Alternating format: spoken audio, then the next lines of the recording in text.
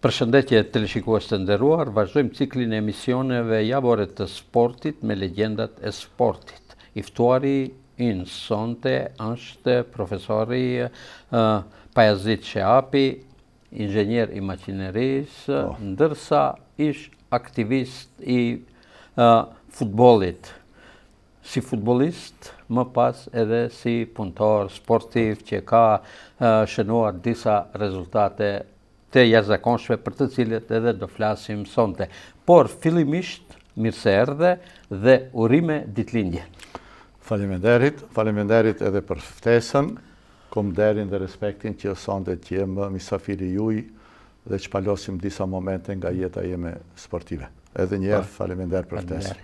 Atëherë fillimisht me pika të shkurta në thuaj kush është Pajazit Sheapi? Unë jam Pajazit Sheapi, i lindur vitin 1965, dhe në thonë sot i bëj 61 vit. Shkollën fillore dhe shkollën e mesme i kom kri në Gostivar, fakultetin e maqinerisë e kom kri në Universitetin e Prishtinës, kom diplomu me dikorik vitit 1990, i martum, di fmi, di gjem, di nejpni sot për sot 3 mbesa, një periud gjatë kohës kom punu si profesor në shkollën e mesme teknike në Gostivar, edhe prej vitit 2010 tek nejti jam me marrëdhënie pune në Komisionin Regulator për Energjetik të Republikës Maqedonisë Veriut.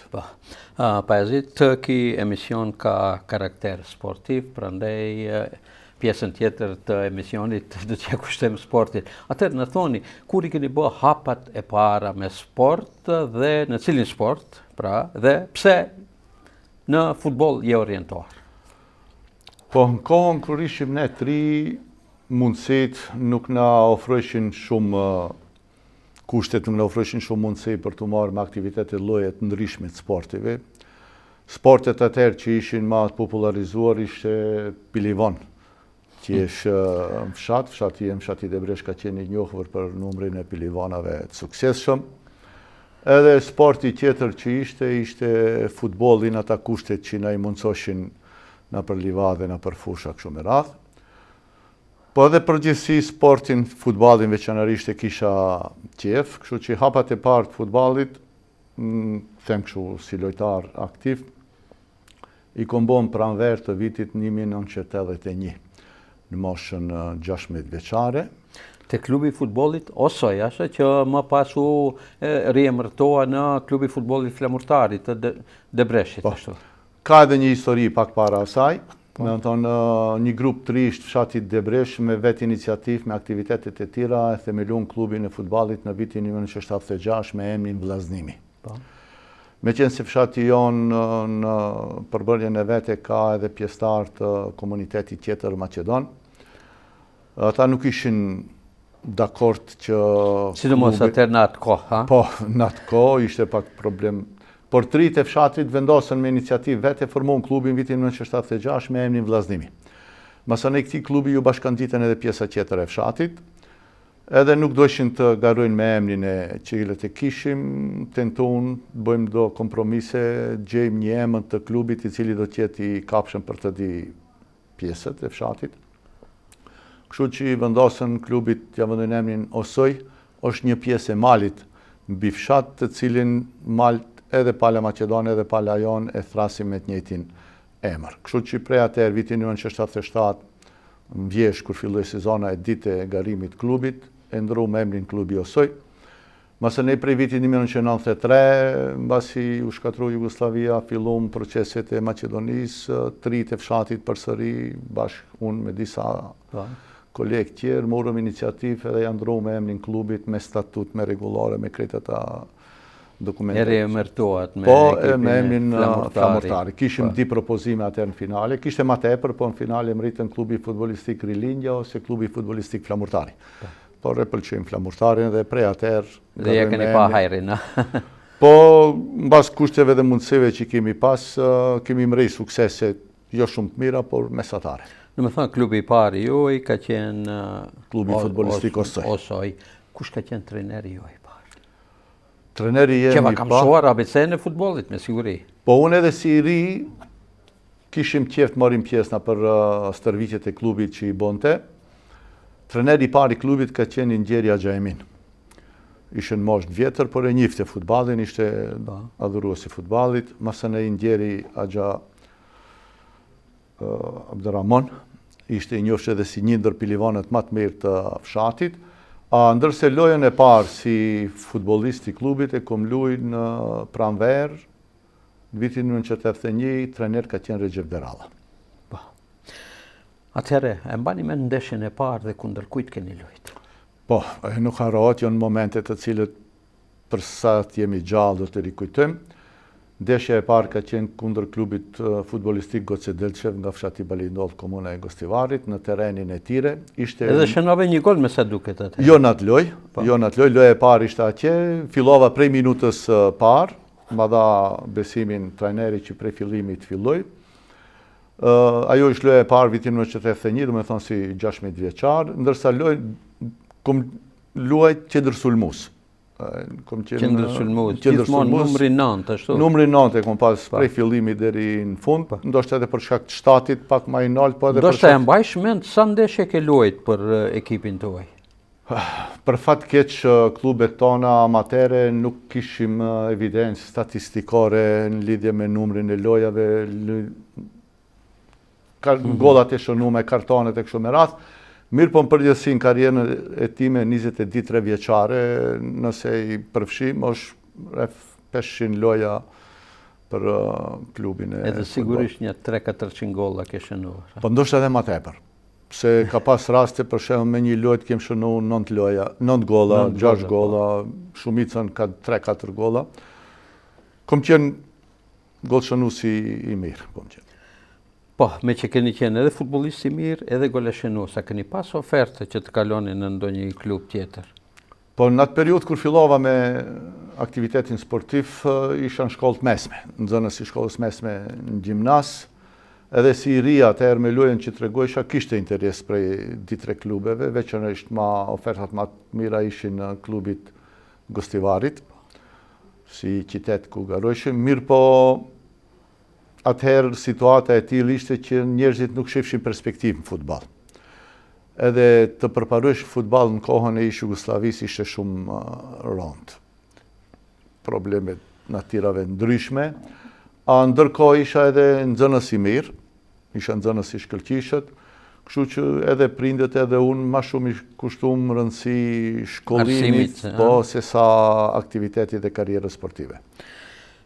Si futbollist standard, po, keni luajtur në ligën komunale dhe një rang më lart me sa në ligën e tretë. Dhe në ligën e tretë. Cili janë suksesi më i madh i juaj si futbollist në ekipin tuaj?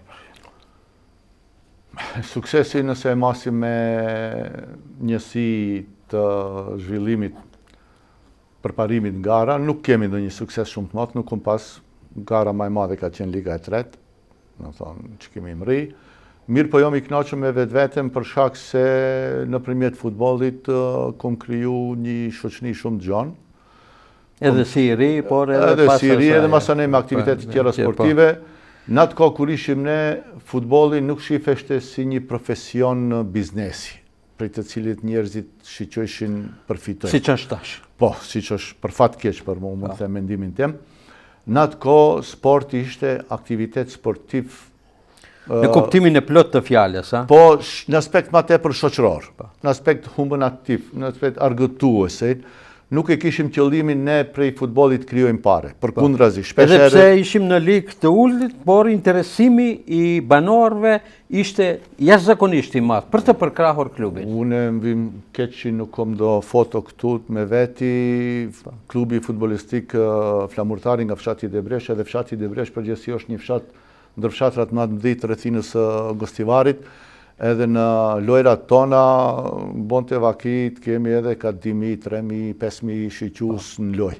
Ishte një knatësi e veçantë luish për para asaj publike.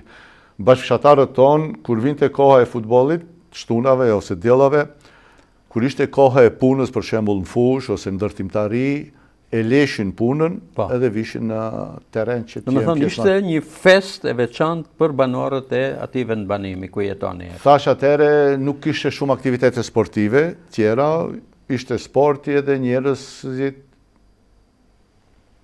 tentojshin të jenë prezent në për ata lojat e klubit. Ku është aktualisht klubi i futbollit flamurtar? Për fat keq. Edhe atë shumë keq më vjen, momentalisht jemi të regjistruar si klub, por aktivitet aktiv nuk jemi të bo, për shkak se... Njëjtë si klubi i futbollit flamurtar nga Sollarca e përme. Edhe shumë ndoshta klube tjera, për shkak të mungesës së rinisë të fshatit, shumë rini na kanë hikë nga fshati, kemi problem me kuadro, me lojtar që të aktivizojmë klubin nga rane në pjesë. Unë mbaj mend në kohën tonë kur ishim, vetëm Liga Komunale e Gostivarit numëronte mbi 30 ekipe. Edhe ishim datë në di kategori Liga A e komunale dhe Liga B komunale. Sot, bas informatave që kom... 3-4 klube, 5 më jo, jonë ke 7-8 ekipa që garojnë Ligën Komunale, aktive që janë, a për ndryshe numri klubeve të regjistruar është pak më i madh, por nuk janë aktiv. Nuk ka asnjë klub në Ligën e Tretë aktualisht. Për fat keq, Gostivari ka pas... keni vetëm klubin e futbollit Arsimi në Ligën e parë. Që u bë simboli i futbollit në rajonin e Gostivarit. Unë dua të shfrytëzoj rastin nga emisioni juaj që dëshiroj sukses atimve dhe që shprehi faleminderime për aktivitetin, me të vërtet është... Dhe për suksesin historik, për pozitën e 5 në... Si debutues, po. Edhe një nga klubet e rala të cilët debutojnë për herë të parë dhe arrin sukses të mbajnë statusin e ekipës Ligës parë. Do të thonë, kanë mri sukses të madh edhe vjen mirë për atë, ju dëshiroj sukses edhe më aty që inshallah vitet e ardhshme dalin edhe në Evropë. Pezit, kur i dhat lëmtumir futbollit aktiv? Dhe pse? Mosha e bonit vetën. Problemet familjare masanej, aktivitetet familjare, profesioni, kështu që lojën e fundit e kom luaj në maj të vitit 2002. Në më thonë në moshën 37 vjeqare.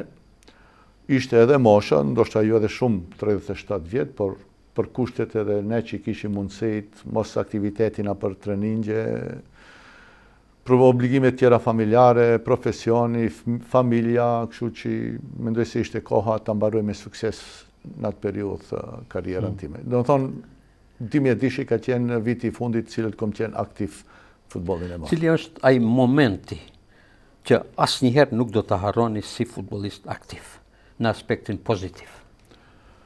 Kom pas shumë momente të mira me klubin, tregova e parës se jemi shoqëruar me shumë fshatra, por një ndër momentet kështu ma që do më ngelen kujtes, është finalja e klubit futbolistik flamurtare me klubin futbolistik Arsimi para vitit 2000 atjene për të garu në Ligën e Tretë. Ishte një lojë e veçantë, stadiumin e Gostivarit, krejt fshatri u aktivizu, një organizim me të vërtet shumë i jashtëzakonshëm, prej fshatit u organizuam në kom, me vetura, me kamera, me aktivist ndryshëm, me flamuj, me krejt edhe një atmosferë shumë e mirë në lojë, në teren, mirë po për fat keq atë lojë e hupëm me rezultat 3-1 edhe nuk patëm së. Ajo është një ndër lojat të cilët kështu më kanë ngel ma. Edhe humbja është pjesë e lojës, pjesë e futbollit. Normalisht, sportisti i mirë nuk nervozohet edhe. Cilin moment nuk doni kur ta përmendni gjatë karrierës si futbollist? Raste tralla kanë qenë ata, edhe nëse ka pas ndonjë incident tillë nuk ka qenë me përmasa ashtu të mëdha që të më ketë lënë ndonjë pasojë të veçantë. Nuk mbaj mend ndonjë situatë ose ndonjë lojë futbollistike. Kemi pas që kemi humbur edhe me rezultat shumë të madh. Për shembull kundër Slogës fshatit Zduin kemi humbur me 13-1, por ka qenë lojë, po, ne ishim atëre me lojtarë shumë dobët, mendoj se ishte loja e fundit e sezonit, pjesa qershorit ishte atje dhe shumica e trive nuk ishin aktiv lojtarëve që kishim kush në shkollë, kush në për punë atje. Ama nuk, s'kom dhe një moment të cilën do të kisha veçohu. Kisha pasur dëshirë që të përmendni disa nga emrat e futbollistëve me të cilët keni luajtur gjatë karrierës soj.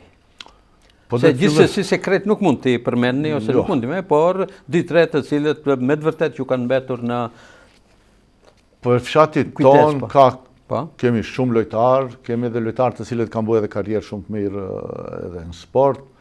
Do të ka fillu për shembull për lojtarëve më të vjetre Qamil Iljazi, ndoshta një ndër lojtarët me më tepër loja, Nasir Sulejmani, Saqip Sulejmani, Mejzini prej fshatit Vranjovca, për gjeneratave kështu më të vjetër, Abdi Rahimi, i cili sot është në Zvicër, lojtarëve që kanë qenë talent, me të vërtet kanë qenë shumë të mirë. Prej fshatit tonë masanej kanë qenë edhe gjeneratat më të reja si Bekim Ahmeti, lojtar i klubit Shkëndija. Keni pas edhe një portier shumë të mirë, më duket, një Qani Sulejmani. Qani Sulejmani, gjithashtu Besir Sulejmani ndër gjeneratat më të vjetra, cilët kanë qenë edhe një ndër lojtarët e parë të klubit. Masanej është Afrimi, i njohur si Bosna, edhe ai ka qenë Shkëndi një kohë gjatë, është Mirsadi, profesori i edukatës, edhe prej tujve që kanë qenë në fshatit tonë që kanë luajtur ka qenë Beqir Beqiri, baba i Argjend Beqirit, Recep Deralla, edhe lojtar tjerë Tuçi. Me thonë, megjithatë ka pasur emra të futbollit të cilët kanë mbetur në kujtesë. Atëherë, çfarë pas përfundimit të karrierës së futbollit? Vazhduat të punoni pasi i kishit kryer edhe studimet, vazhduat të punoni si profesor në shkollën e mesme teknike dhe çka më pas? Po, thashmën e se karrierën e mbarova vitin 2010, si profesor jam punësuar 1993, do me thonë një periudhë 8-9 vjeçare, 10 vjeçare, edhe profesor edhe futbollist aktiv isha. Normalisht kisha pak më shumë kujdese edhe si profesor, të lesh përshtypjet mirë edhe në terren si sportist. Por mbasi e mbarova karrierën vitin 2010, vazhdova me aktivitetet sportive, nuk u largova prej futbollit. Vazhdova si krijetari i klubit, një periudhë 7-8 vjeçare kam qenë krijetari i klubit, edhe në atë periudhë kur isha si krijetari i klubit, ishim standard edhe si ekip në ligën e 3 Perëndim. E mbani mend ju sadopak si lidhja futbollistike e Gosivarit, ashtu edhe e Tetovës dhe të gjitha ligat komunale shqiptare, domethënë haseshin në probleme. Me çfarë problemesh ju haseshin në lidhjen tuaj? Po para se të themelohet Liga e 3 Perëndim, nuk e di me siguri edhe ti të kujtohet se edhe ti ke qenë aktiv atëherë, u formon 5 liga treta. Para asaj ishim 3 liga treta edhe ekipet e lidhjes komunale të Gostivarit garojshin në rajonin Kumanov, Shkup, Tetov, Gostivar. Selia ishte në Shkup, nëse më kujtohet atëherë Rasim Muminović ishte krijetari i Ligës 3. Edhe si klub që garojshim ligën e 3 në atë ligë, kishim bëgji probleme.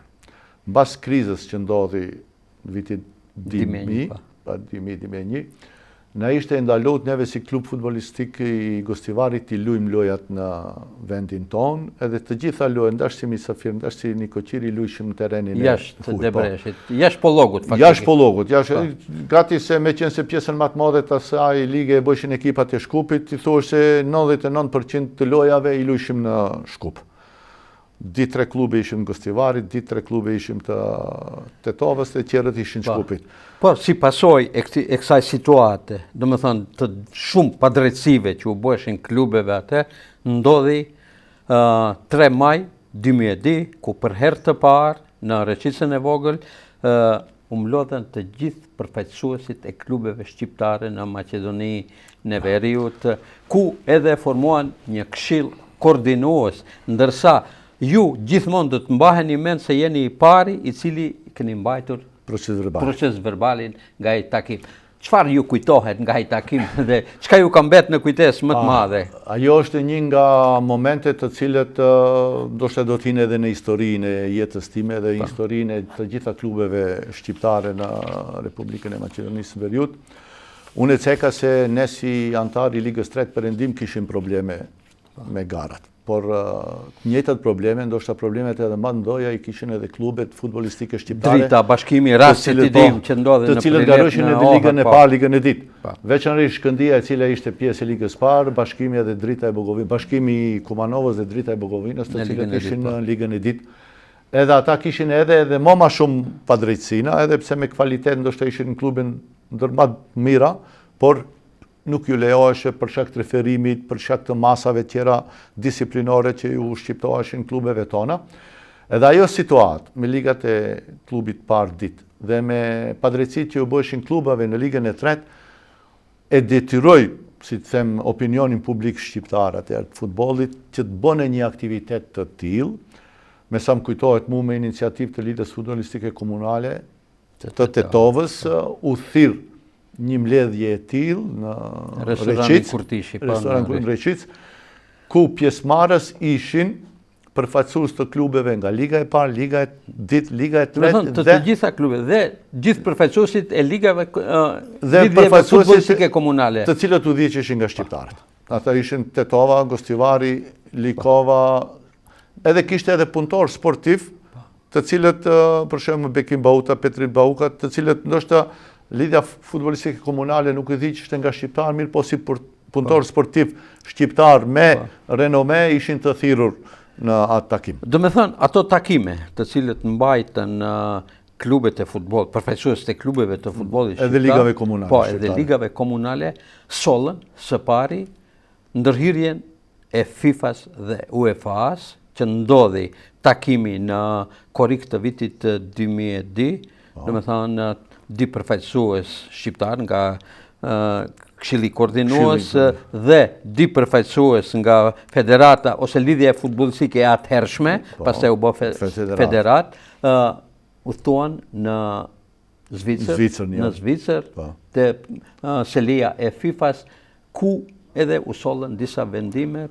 për përfaqësim adekuat të përfaqësuesve shqiptar në organet e Federatës së Futbollit të Maqedonisë së Veriut. Unë do të kisha cek në këtë drejtim se pjesëmarrja dhe përgjigjja e asaj ftese ishte shumë e lartë. Do të thonë, siç thash, me iniciativë të Lidhjes Futbollistike Komunale të Tetovës, pjesëmarrjes gati se ishin 100% klubeve edhe të lidhjes. Në atë, më sa më kujtohet, ti udhëhiqe mbledhjen, kryesues ishte Recep Bexheti, e unë si ndër pjesëmarrësit më të ri me mosh në atë Këshill Koordinues u propozova të jem proceduralisti asaj mbledhje të parë. Edhe ishte një mbledhje suksesshme, kishte diskutime shumë të mira, veçanërisht ankesat cilët i bëshin përfaqësuesit e klubeve Shkëndija dhe Bashkimi, edhe drita në atë periudhë kishte një periudhë shumë. Rasti që ndodhi në Prilep. Ajo ishte çfarë desha ta cek edhe une. Edhe klubet tjera të Ligës 3 të cilët i kishim klubet, edhe dulëm mbledhja përfundoi me 4-5 konkluzione, nga cilët konkluzione një ishte edhe konkluzat që të informohen edhe organet më të larta të UEFA-s, lidhje për situatën me klubet futbollistike, me futbollin përgjithësisht shqiptar. Dhe si rezultati i asaj, që i bën presion edhe ndaj Lidhjes Futbollistike të Maqedonisë, ranë dakord edhe para tjetër që një delegacion i përbashkët të udhtojnë në Nyon Zvicër. Me ftesën e FIFA-s ishte ajo.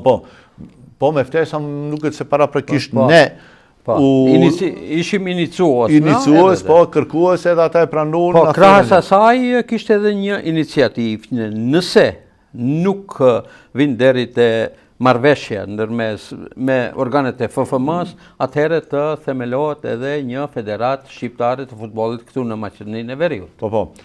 Ajo ishte mbledhja e parë të cilën e bëm Reqic, po ai Këshill iniciues mbajtja edhe disa takime me radhë, mendoj mbledhja dim ndase ne ishim duke në Gostivar, po masane në Kumanov edhe kështu. Në Kumanov, po zhvilluam disa takime tjera, po. Edhe ndër ata takime diskutoheshin edhe problemet çka nëse nuk plotësohen kërkesat tona, kush do të jenë për shembull varianta B, C ose kështu që një nga opsionet që detyrojmë palën tjetër të pranojnë kërkesat tona ishte edhe varianta e shqyrtimi i asaj formimit Ligës Komunale Shqiptare, me të gjitha pasojat të cilët i diskutoheshim se çka mund ndodh me ata. Nuk ishin vendime të lehta, ishin vendime me përgjithësi, duke marrë parasysh edhe situatën e përgjithshme politike dhe sigurisë, si ishte, të merret një vendim i tillë, me të vërtetë ishte një hap i Por përgjithshëm. fatmirësisht në kuvendin zgjedhor të vitit 2010, 14 dhjetor 2010, në marrëveshje me kandidatin atëhershëm për kryetar të Federatës Futbollit të Maqedonisë, Harallampi Haxhi Ristevski, në kuvent u zgjodhen 4 përfaqësues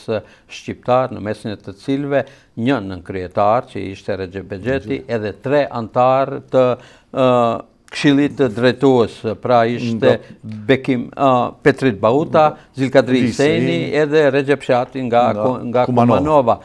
Dhe ajo që ishte punë më e madhe në të gjitha komisionet gjitha trupat punuese kishte një apo di shqiptar. Jo vetëm përfaqësues, po kishin edhe kryetar të komisionit, një nga ata i cili shumë me sukses Zidi Saliu nga Liga Kombëtare. Si ndodhi ajo, domethënë pasi këto u bën me diskutime permanente me përfaqësuesit e federatës dhe përfaqësuesit e Këshillit Koordinues dhe në fund u arrit ishte një kënaqësi e veçantë.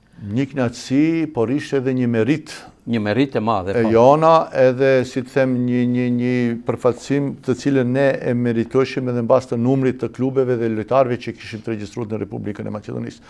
Për shkak si popullat nuk jemi ne me përqindje të vogël, por edhe ajo popullat e jepte kontributin e vetë në aktivitetin sportiv të futbollit, ku kishim një numër të saktuar të klubeve, veçanërisht për shembull Liga e 3 Perëndim 100% thuhesh ishte shqiptare, liga tjetra që Kumanov, gjithashtu një numër i madh klubeve shqiptare, Liga e Strugës, atje që ishte edhe atje kishim, kështu që ishte merit e jone, drejt e jona të kemi edhe përfaqësuesit tonë për të gjitha trupat punuese dhe organet e Federatës Futbollit të Maqedonisë.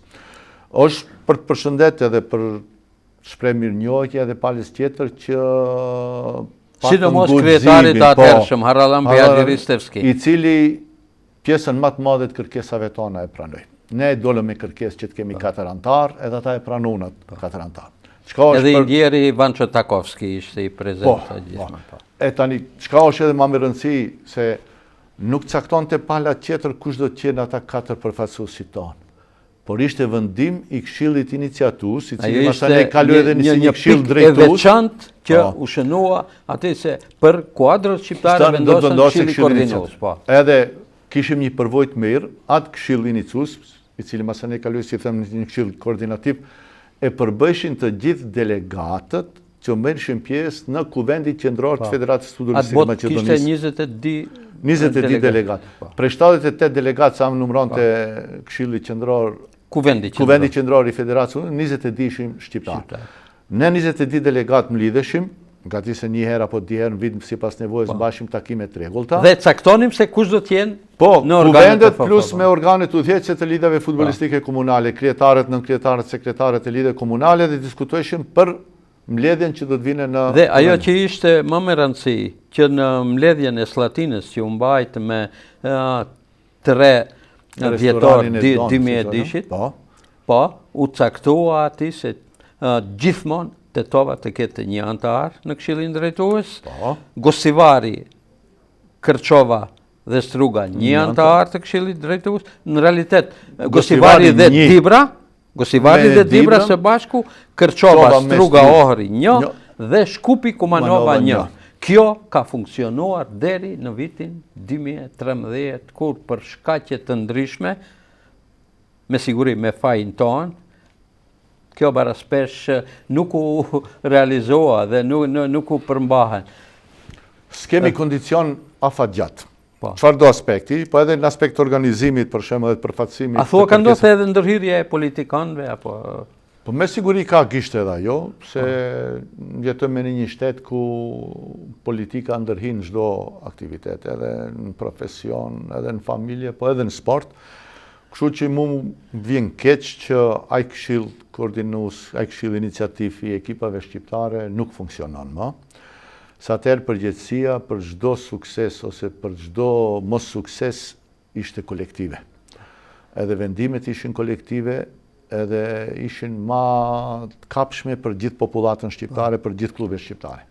Tani, me ndërprerjen e atij këshillit, vendimet janë individuale, ose të një grupi të caktuar. Për dëshirës individit. Për individit edhe dikush tani për të bërë edhe karrierën e vete, bëjnë edhe lëshime nga pala tjetër vetëm që të përfaqësohen. Shpreh keqardhje, ndoshta do ishte mirë të përsëri një iniciativë e tillë që funksionon ai këshill. A mendoj se do të ishte mirëseardhur Për qenë mirëseardhur i këshillit koordinues të klubeve? Jo mendoj, po jam 100% i sigurt se një këshill i tillë do ta përfaqësonte në një mënyrë shumë më dende, më të mirë popullatën tonë, klubet tona, edhe me siguri edhe sukseset do të ishin shumë më të mira nëse kemi një trup kolektiv i cili do të merrte vendimet përbashkë. Megjithatë, nga viti 2010, kur për herë të parë u inkuadruan personat shqiptar në organet e FFM-s, ka suksese të majme. Nuk mund të mohojmë atë. Kemi kampion, Renovën, Shkëndijën, Struga Trimlumi, Shkupin. Po. Përfaqësim në për klubet evropiane, në garat evropiane. Po, Shkëndija ka arritur vërtet sukseset e majme, duke përfaqësuar klubi më i mirë në mënyrë më dinjitoze Federatën e futbollit të Maqedonisë. Jo vetëm shqiptare, por për gjithë shtetit maqedon. Thash Federatën e futbollit të Maqedonisë. Si mendon, sa aktualisht përfaqësuesit shqiptar ndikojnë në përkrahjen ose në ndihmesën e klubeve shqiptare këtu në Maqedoni? Periudhën kur ishim ne deri 2012-13. Mendoj që mos dëmtohen, jo të ndihmohen. Po. Siç po ndodh në disa raste. Ndihma më e madhe është mos ta dëmtosh. Po. Do të thonë, atë që mos e dëmton ti faktikisht jep drejt atij ta shprehë suksesin e vet. Ndihma tjetër plus nëse jep ajo është diçka e mirëseardhur. Por mendoj se klubet shqiptare dhe të gjithë punëtorët sportiv dhe lidhat komunale deri vitin 2012 kishin një farë garancione dhe një farë mbështetje të ai këshilli nicues. Kishin kujt i drejtohen për problemet që kanë dhe me një kërkesë të përbashkët, shumica aty me kërkesave realizohesh. Po edhe ndihma, në aspekt financiar ose në aspekt tjetër. Kohën e fundit, veçanërisht me ardhen e kryesisë re të fundit që është mbas informatave që kam, nuk jam shumë i sigurt se jo lën një hapësirë shumë e madhe kryetarit vetë caktuan e kush do të jetë në këshill drejtues. Për fat të keq. E kom një informat tillë, nuk e di sa është saktë, mirë, po për shembull për lidhjes futbollistike komunale të Tovës, ka zgjedh vetë kryetari kush do të jetë në këshill drejtues, pa më marrë parasysh dëshirat dhe edhe njëjta situatë edhe me do pjesëtar që i kemi në për grupet punuese. Tani e shoh se numri atyve është shumë më i vogël. Ma para kryetar të Komisionit Disiplinor kishim shqiptar, Zedi Saliu, di mandati. Antar në këshill drejtues të gara, të Komisionit për gara, kemi pas shqiptar.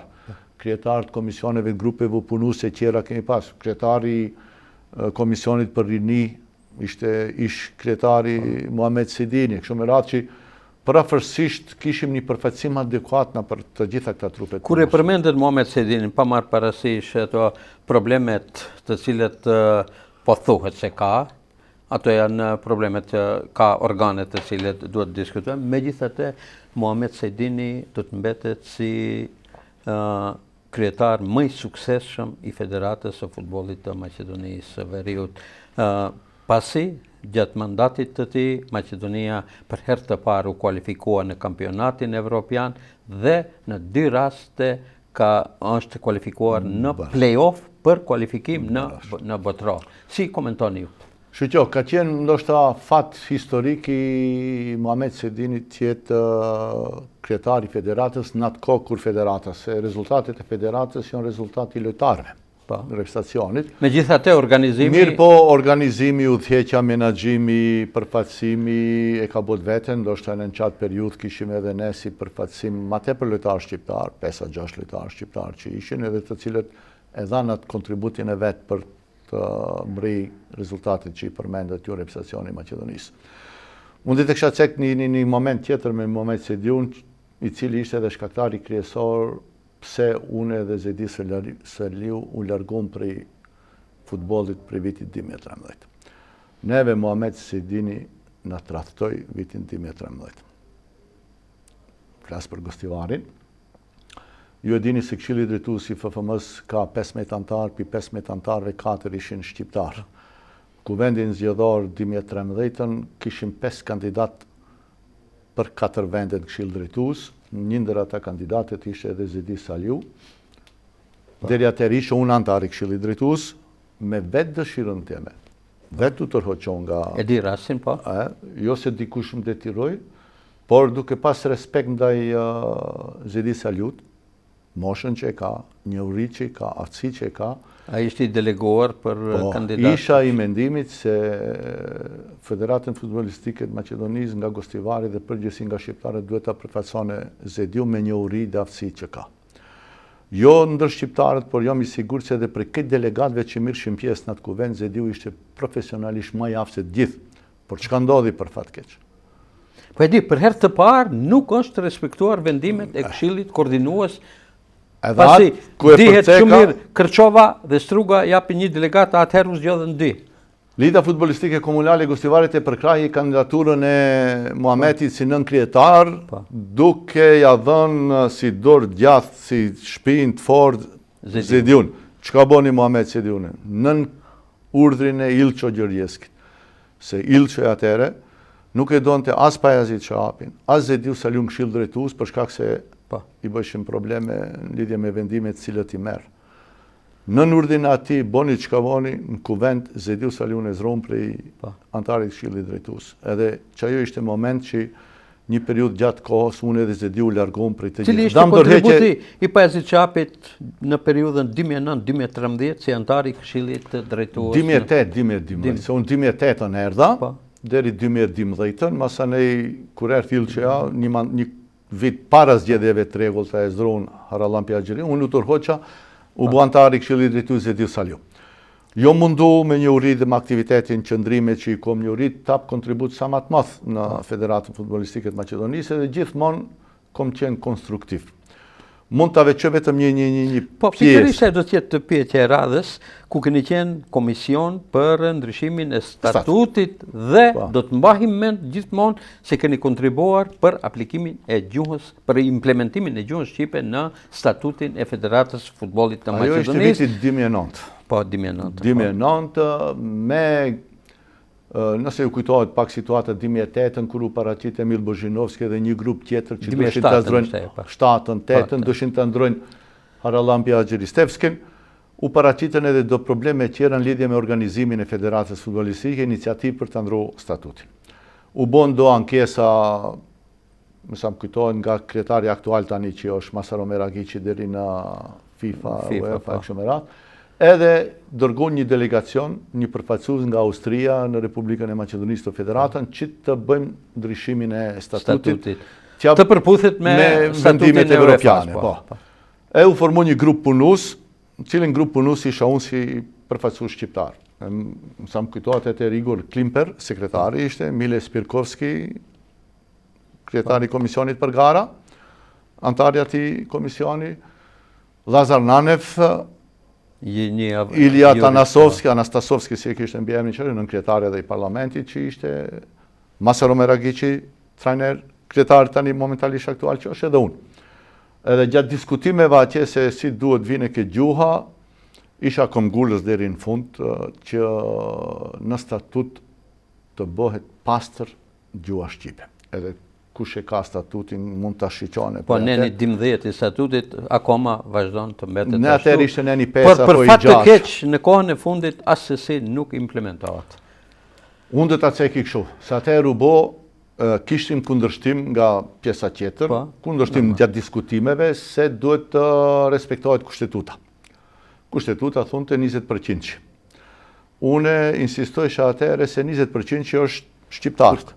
Çka pengon nëse në statut qëndron Shqip vend që të qëndron në 20%. Atëherë mor fjalën, kujtohet shumë mirë, përfaqësuesi i Evropës, tha do të pranojmë gjithçka çka nuk është në kundërshtim me ligjet dhe kushtetutën.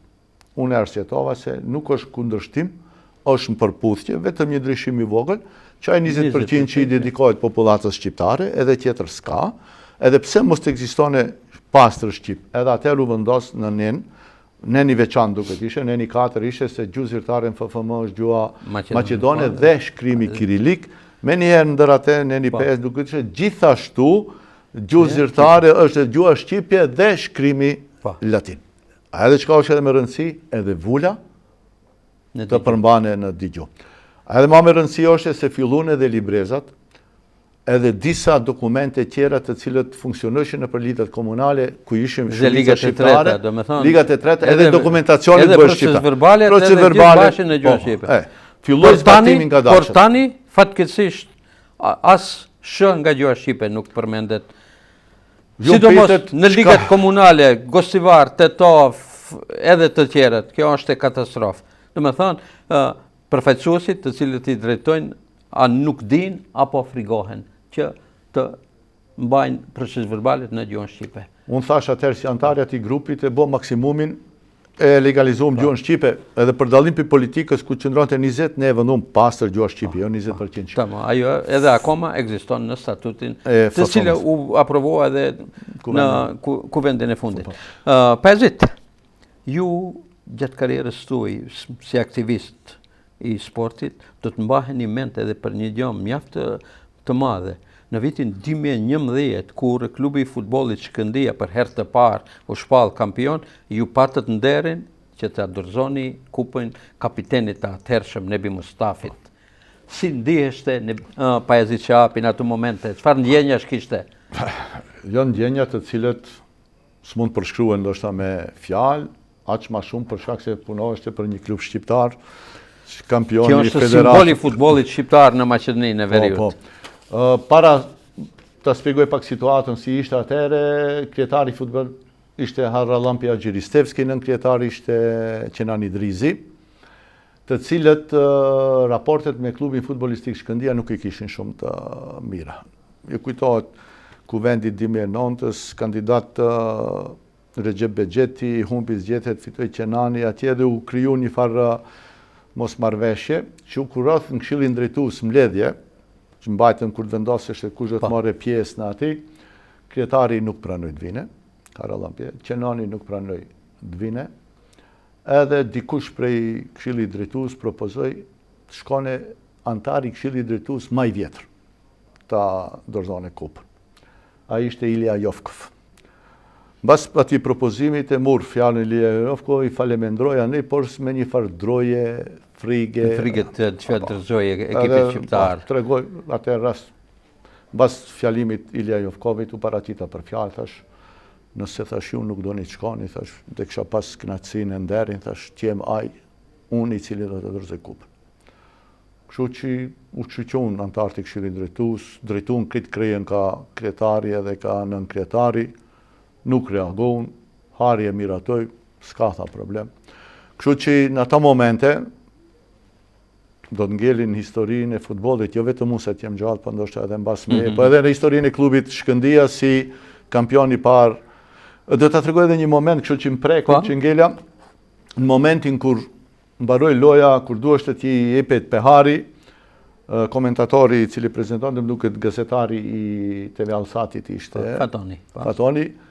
Edhe tani tha është momenti i dorëzimit kupës, ftoi përfaqësuesin e Federatës Futbollistike dale ta dorëzone, publika filloi të ulurin, të zviżdas, të fishkolloj. Ai tha, jo, tha, nuk është ashtu si mendoni ju, tha.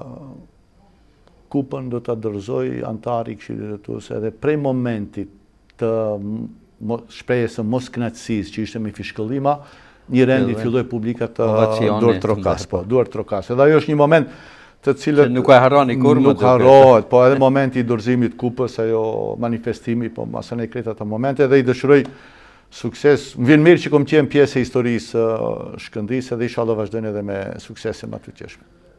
Si i vlerësoni kontributet e përfaqësuesve shqiptar në Federatën e Futbollit të Maqedonisë, qoftë në Këshillin Drejtues, qoftë në për komisionet përkatëse? Flasim për aktualit. Një kohë gjatë isha i larguar prej ndodhive në futboll, për shkak, thash, 2013 dhe padrejtësi që në u bë si lidhje futbollistike komunale, e ne pse isha antar i delegat i Kuvendit Qendror, dham dorëheqje të revokueshme nga këtë ata. Kohën e fundit prej vjet jom kthej përsëri, jom delegat i Kuvendit Lidhjes Futbollistike Komunale në Gostivari, me Berat Ismailin kryetare, dhe në kohën e fundit diçka kom do informata më të reja, po edhe vetë antarët që janë atje nuk janë të kënaqur. Do të thonë, tregojnë se kanë mosmarrveshje, nuk i përfillin shumë. Nuk i përfillin, as pak, jo. Po, edhe Në përgjithësi, rezultatet nuk janë ata që duhet t'i kemi, me siguri duhet bëjmë një ndryshim përsëri që t'kemi pak më tepër dignitet në përfaqësimin e klubeve tonë. Po si është situata në lidhjen futbollistike komunale të Gosivarit, ku edhe ju jeni pjesë? Për fat keq, edhe në fillim e ceka, se momentalisht duket 7 apo 8 klube garojnë ligën komunale, për dallim për viteve kur isha unë lojtar aktiv, kur kishim mbi 30 klube dhe kishim 2 liga. Në bas informatave që kom dëgjoj për shkak të mungesës se njëjta situatë nuk ka vetëm në komunën e Gostivarit, po janë edhe gjitha komunat tjera, edhe mendohet që ligat komunale mos ekzistojnë për të përfaqësohen këtë në për ligat e treta. Nuk e di sa është saktë. Akoma nuk ka ndonjë zyrtar, por për ka situatave dopta, situatave të këqija që momentalisht ekzistojnë në për ligat komunale, që mos të ndërpritet garimi krejt, para mendohet një garim i tillë tjetër. A keni pas kontakte me ndonjë antar të këshillit koordinues apo të antar që kanë qenë në këshillin drejtues të Federatës së Futbollit të Maqedonisë të mëparshëm edhe aktualisht? Prej atyre mëparshëm jo. Disa herë jemi ndigjuar në mënyrë shoqërore, me do përfaqësu të këshillit drejtues në situata ndryshme për raste private, dhe ndërmjet atyre kemi biseduar në një bisedë thjesht, por edhe ata njëkohësisht me të cilët kam kontaktuar nuk kanë qenë më aktiv në futboll. Prej atyre të cilët kanë qenë aktiv në futboll, me përfaqësuesin e klubit lidhjes futbollistike komunale të Gostivarit, Argjend Beqirin, me aktivitetet e klubit kur kemi pas takime, manifestime, jemi kemi diskutuar, tani në kohën e fundit me Berat Ismailin, që ata kanë qenë, me Zediun, me Agjipazin, dhe njerë takohen akshu. I cili kanë betë aktivist i denjë. Aktivist edhe të shprehi edhe një farë mirënjohje, Agjipazin, ndërmoshën që e ka ati është alfa dhe omega në lidhjen futbollistike komunale të Gostivarit. Si e vlerësoni kampionatin në ligën e parë që sapo përfundoi? Vardari u shpall kampion, me merit apo jo? Ajo çfarë ka ndodhur në disa ndeshje me disa klube, me gjoja implementimin e varit, sa ka kontribuar për të mirë apo për të keq, nuk e di. Cili është vlerësimi juaj në këtë aspekt? Mendoj ishte prej larg e vërejtur, mund që është prej shumë kohë të parashihet se ka tendencë që Vardari të jetë shampion. Pas një periudhe shumë gjatë kohë krize në klubin e futbollistikit pas 6 viteve. Vardar, gara ligën e ditë ashtu, po ligën e para, ne edhe u bë çka mos edhe nga Federata e Futbollit, po edhe nga politika që kthej dinjitetin. Që kthej dinjitetin dhe përfaqësimit të Vardarit, edhe më duket se ishte e shiqyeshme, haptas kështu se Vardari do të jetë kampion, me disa padrejtësina që u bën klubeve tjera. Por mendoj se edhe një merit tillë kanë edhe klube tjera, veçanërisht Shkëndija, e cila kiksojnë në ditë ndeshje kryesore që i hupin vend vet. Disfata me Vardarin këtu, me Vardarin, po disfata me Brerën, duket me Pelisterin, me Bashkimin, barazimi me Brerën dhe Arsimin flas. Arsimin, po do pikë të cilët masani i lanë hapësirë Vardarit. 11 pikë të humbura në teto. Mendoj se edhe ajo është një kontribut që Vardari, sikur Shkëndija të kishte qenë pak më suksesshme, nuk do ta kishin shumë kollaj, por përsëri mendoj se Vardari do të ishte shampion. Po, për suksesin e klubeve tjera folëm, duket për Arsimin, për Struga Trimlumit, megjithatë vendi i tretë i Struga Trimlumit dhe vendi i 5 klubeve, 4 klube shqiptare në ligën e parë, është mendoj sukses i realt. Pa jo, ju keni edhe fëmijët tuaj, a vazhdojnë ato të merren me sport, me aktivitete sportive, apo gjemt, apo nipnat? Unë i kam 2 gjem, moshën 39 vjeçare dhe 35 vjeç, 36. Të di kanë qenë aktiv në futboll, të di kanë luajtur për klubin futbollistik Flamurtari, bire në kohën e fundit, ki djali më i vogël Bujamini ka qenë edhe kryetar klubi 2 vjet. Do të thonë atë traditën familjare e ruajmë, e vazhdojmë. Gjem që në gjithashtu aktiv në sport edhe sot e kësaj dite luajnë, por një moment kështu ta cekim me që se pritet, kemi shpresa shumë doja të Nipi. Djalin e moth Bujari është në Zvicër, edhe Nipi është atje, edhe para një periudhë. Se kanë emrin Nipi? Emir. Emir. Mbanja mend që nonja ndoshta nesër do të jetë një nga Emir Shapi. Emir Shapi. Kemi shpresë edhe me 17 maj ka qenë edhe në testet kontrolluese për pranimin e NIP-it në Akademinë e futbollit të Vinteturit, klubit futbollistik Vintetur. Shpresojmë se do të pranohet. A mendoj se do t'ja te kalon gjyshit? Do të kisha qenë shumë i kënaqur Toma te kalone, edhe është një moment kështu të përtacek se kur ka fillu të ushtroni në klubin futbollistik e Fretikon, ku jeton edhe gjali, në moment trajneri kur va shpërndan fanellat, gjali t'i bie rastësisht faneli me numër 14, NIP-it. Edhe NIP-i e qëllon e mshef numri numër 14 edhe shkon ja kthen trenerit prapë thotë du thot numri 9.